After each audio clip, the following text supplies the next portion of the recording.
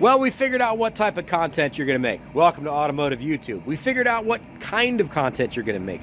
We figured out what length of content you're going to make. Now we got to figure out what you're going to film your content on. And this is, to be honest with you, one of the biggest mistakes I see all kinds of content creators make, especially people that are first starting out.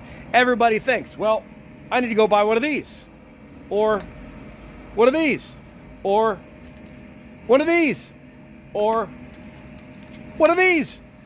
The answer is, you don't need any of those. You need one of these. It's probably what you're watching YouTube on yourself. And the answer is the simplest thing you can possibly imagine. Just get something that shoots 1080p video and has a pretty decent microphone, which chances are is exactly what you're watching this video on, unless you're watching it on a TV, in which case that's not going to work. But the phone that's in your pocket, most of us have phones that are within the last 3 or 4 years, is perfectly capable of shooting YouTube videos. It's perfectly capable of doing everything you want it to do. All you really need to be doing is shooting in 1080p. You don't really need to shoot in 4K. Most people don't really care about that. And it's a huge drain on your storage space as well as on the editing software that you have. To be able to edit 4K software, it's a whole lot more difficult. Now, a lot of people do seem to be doing their editing on their phone as well, which is fine. If you want to do it that way and you're just doing it all in the phone, great. If you happen to have a phone that can do that, that's fine. But don't overcomplicate the process with all of those things. Now, I didn't spend a ton of money on any of these. These are, I think the most expensive one I have is like $400. But I tried a number of different cameras. This Panasonic one, reasonably decent. It's got a removable battery, which is kind of cool, but I don't really like where the focal point is. It doesn't back away from me enough, and I'm a short little fat guy, so like my arms don't get real far, so I end up being too close to the camera. You can see how far back I am. This is filmed on a phone. On this, it's not. It's like I'm right here, and that's a little uncomfortably close. Yeah. The Nikon was kind of neat. It's not bad, but it runs on normal batteries, not on rechargeable batteries. And again, you have a focal point issue where if you're shooting, first person like I am, where you're shooting kind of guerrilla style, A, it's kind of heavy, and B, you just can't get, this DVC, digital video camcorder, is a piece of Chinese junk. I saw it listed on Amazon. I think I bought it for $80, and it's horrible. The only thing slightly nice about it is this boom mic, which is a normal microphone, and I can use it on anything I want to. So it's got a hot shoe set up so I can mount it on really whatever kind of camera I wanted to do. And that's kind of a good thing. And that brings me to probably the most important part about this, which most people are going to probably get wrong. It's not really about your video quality. It's about being interesting and your audio quality.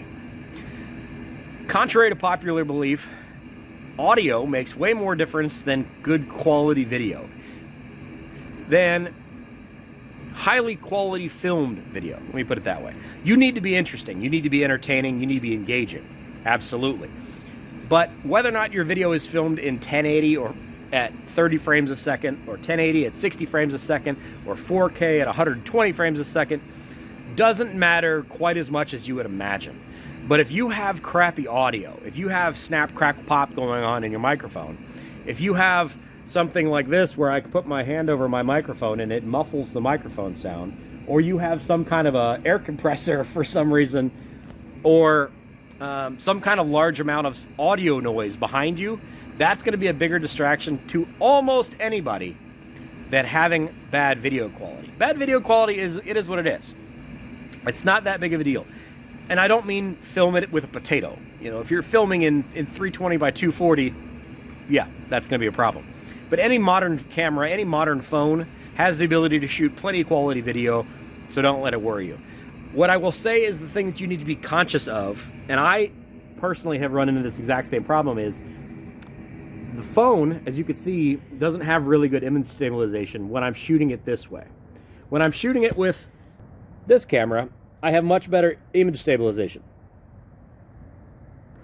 But when I'm shooting it with my front-facing camera, it doesn't have image stabilization. So that could be your problem. So it gets a little bit shaky. The other thing is going to be conscious of where you're shooting and what your background is as far as noise goes. And I alluded to this a minute ago. If you have something where you've got a lot of noise going on behind you, that's something to be conscious of. That will be picked up on your microphone and that will be transferred into the video. But the biggest thing that I have seen people run into problems with when they're filming with a camera or filming with a phone is wind. Realize where your wind source is and use something to block it. So if most people, wind blows from the west. If you're filming with your camera facing this way and that way happens to be west and the wind is coming this way, it's going to come across my microphone and it's going to add wind noise to my video, which is extremely distracting and very, very annoying. So either use a windbreak, find something that you can stand behind or that you can use to block that wind, your body even if you can do that, or turn your body. Face this way so that the wind is blowing at the back of your phone and not at the front of your phone, because wind noise will drive people crazy. It's really as simple as that. I don't want to touch the editing side of things at the moment. I have been asking on the Facebook group about that, and there are a lot of people that are editing their stuff directly on their phone, which is not something that I personally have ever done. I have, from the beginning of YouTube, always done my editing on a computer. That's just me. I'm a PC nerd. But we'll talk about that in a future episode if that's something that we need to discuss. It is definitely an option as far as the video editing goes, to be able to do it all on your phone. Cameras, phones, and software have come a very, very long way in the last few years to be able to do literally start to finish and publish everything directly on your phone without having to have a PC. But that's going to be a comment or a conversation for another episode. So for those of you who are getting started out on YouTube, welcome to Automotive YouTube. I hope you guys are going to have a great time with it. It's a competitive space, but it's a really fun space with a fantastic community. More than anything, that is the part that you're going to enjoy most with the automotive world, is connecting with your other fellow YouTubers, your other fellow automotive enthusiasts, and developing a community and helping each other.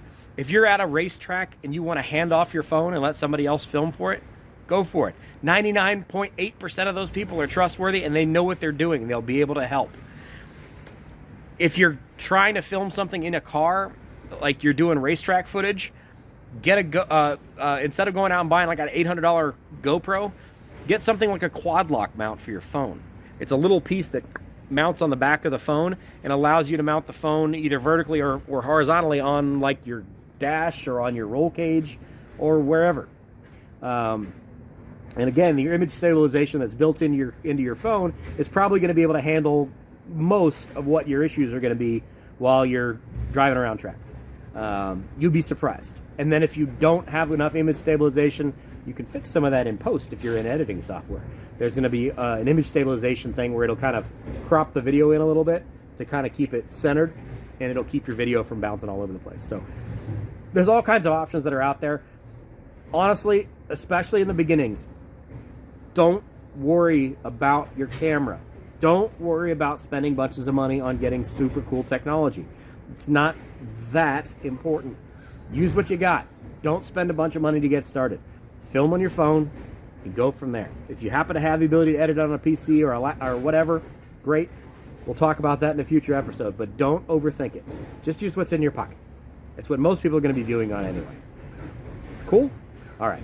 Welcome to Automotive YouTube Education. This is just a little side channel that I wanted to do to be able to pass along a little knowledge that I've made over the last 10 years of doing YouTube stuff. And hopefully you found this interesting and maybe a little bit of educational. If you did, click on the subscribe button. I'm going to do these videos about once every week or so. And anything you are curious about or have questions about, put them in the comments, and I will certainly try to address that in the future.